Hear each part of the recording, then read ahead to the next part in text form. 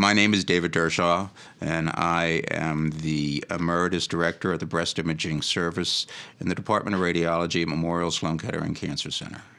You know, success comes partially because people like you and enjoy being with you. If they don't like you, if they don't enjoy being with you, they're not going to hire you. They're not going to invite you to lecture because they have to go out to dinner with you afterwards. How to be an interesting person. If you sit at home and watch TV, you're not going to be very interesting. If you go out and you go to museums and you go to ball games and you travel and you have a wide spectrum of friends, you're going to be a much more fascinating person. So the more interesting your life is, the more interesting you are as a person. Egos. You just have to deal with egos. You have to be nice and you have to be a little bit humble. Because if you're nasty and you're arrogant, it makes no difference how fascinating what you have to say is. People don't want to be around you and they don't want to listen to you. I know what I'm doing. I don't need you to tell me what I'm doing.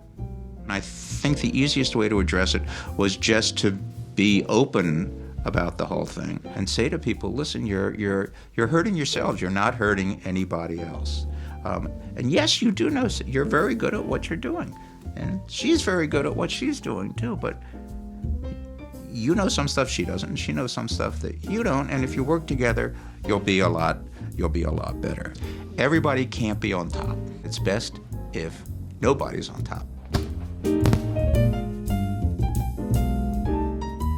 I'm Elizabeth Morris, and I'm the Chief of Breast Imaging at Memorial Sloan Kettering Cancer Center. David was instrumental in developing the best breast imaging group, I would say arguably, in the world.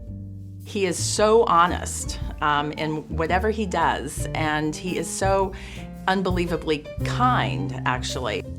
There are some leaders, I think, at least in academics, that really are threatened by people around them with being successful. And David was absolutely the opposite. He has a very warm leadership style that it's almost like he builds a family.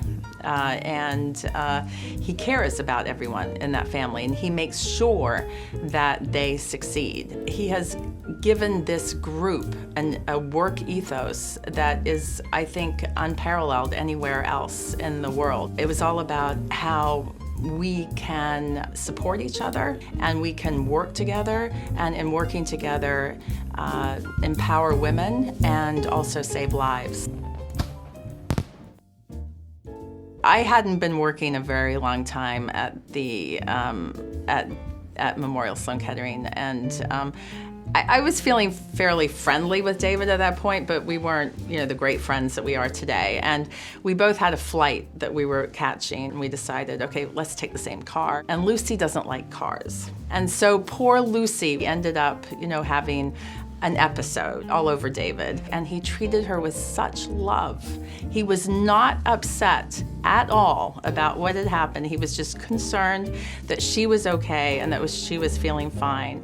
And at that point, I thought, he loves that dog tremendously, and that's when I fell in love with him too. The most important thing you can do is know yourself and know your value system. If you keep yourself in a world with people who share those values, you have the greatest possibility of being happy and being fulfilled. And if you try to live by someone else's value system, you will not be very happy. So what does that mean? Simple example. If mom and dad want you to make a lot of money, and you're happier being a teacher, don't make a lot of money so that mom and dad are happy. Be a teacher. And if you do that and you're happy, you'll probably make your parents happier than if you made a lot of money. Vice versa, if they want you to be a teacher and you want to be rich, go out and make a lot of money. Don't settle for being a teacher, because you're going to be miserable for your entire life. And that's just being true to yourself. And that's the best advice that I can give to anyone. It's the best advice I ever got myself.